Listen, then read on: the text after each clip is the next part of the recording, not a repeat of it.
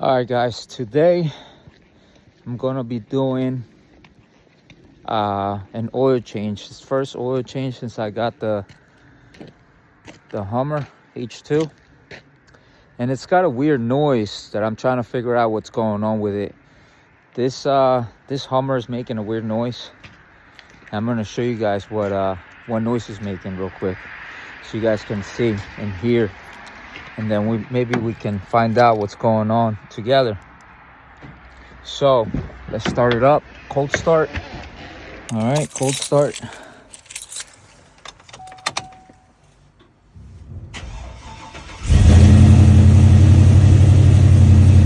You guys hear that noise? It's like a whining noise.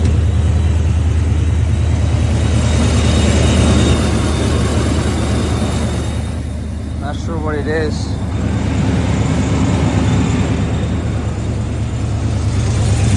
coming from that side. It's coming from this side. That whining noise. So we're gonna find out what's going on with that whining noise. Do the oil change and order some parts.